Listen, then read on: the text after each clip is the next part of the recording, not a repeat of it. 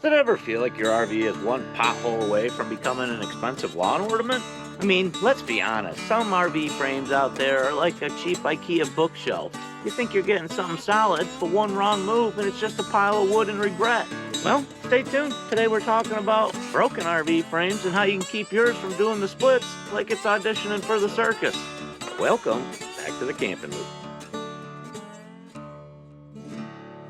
Now, before we get into the causes and solutions, we should probably note that RV frames are designed to flex a little bit while you're traveling down the road. If they weren't, they'd basically snap in half. In other words, a certain amount of flex in travel trailers and especially fifth wheels, it's normal and to be expected. Excessive amounts, however, are not. And upon discovery, it can be devastating news to the owners. And keep in mind, frame failure can happen to any sort of RV, but it seems to be most common, especially in travel trailers and larger fifth wheels.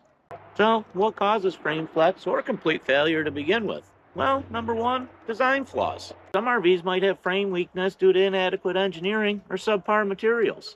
Bad cross bracing, crappy welds, and cheap metal. It's easy to recognize when your RV's traveling down the highway and starts doing the Macarena.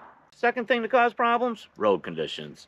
Uneven surfaces, potholes, rough terrain, they all send vibrations and shocks that can weaken your frame over time.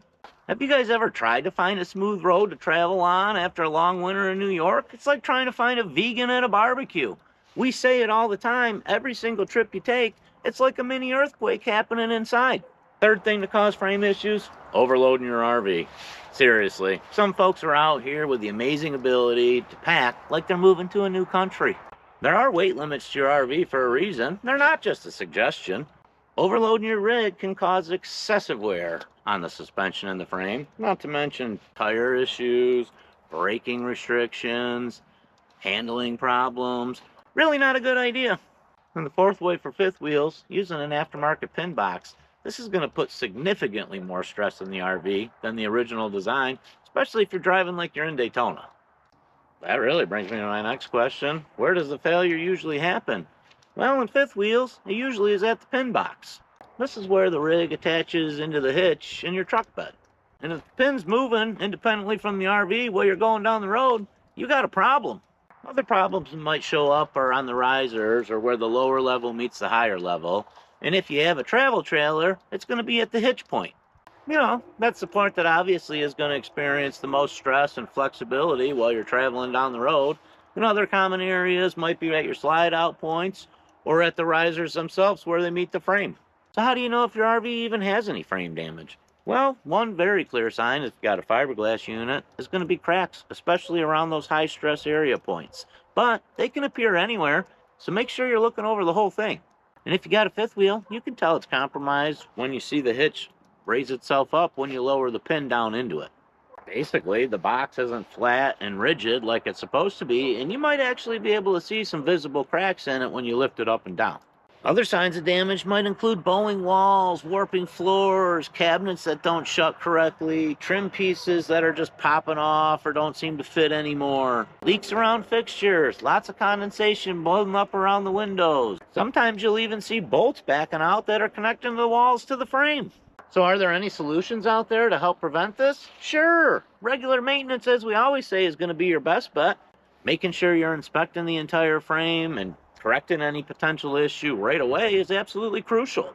If there is a problem found, maybe you still have a chance of getting it repaired, but probably not. Most people that I know that have ever encountered this, it's a reoccurring problem just farther down the line. And you can also do your homework. If you're shopping for a new RV, do some research on what brands are affected the most. Now, obviously, frame issues isn't limited to any certain brand or model out there, but you guys might be surprised to learn that Grand Design is the most complained about unit there is. Another simple way to avoid any issues, again, stop overloading your RVs. Did you guys know that RV manufacturers out there aren't required to weigh every single unit that rolls off the assembly line? They only got to weigh one. Things like adding a generator or maybe a bigger AC can certainly affect your real weight. Also, things like filling your propane tank or adding another battery, that's going to have your tongue weight higher than you expect. And I'm not even counting the 45 camping chairs, the full tanks of water, your bocce ball set. Get your RV weighed while everything's loaded up. That way you got an idea of your real weight rolling down the road. And listen, if you want a simple way to avoid pin damage on your fifth wheel, Don't swap them out when it's not necessary.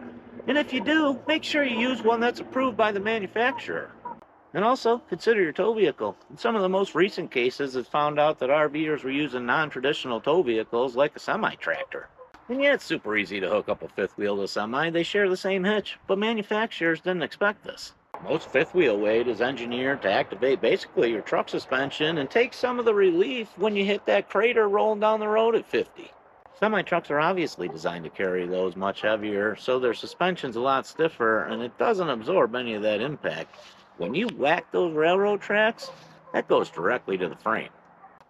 And listen, I guess the good news for RVers is frame flex isn't happening very often, but it's happening more than anybody thinks it should.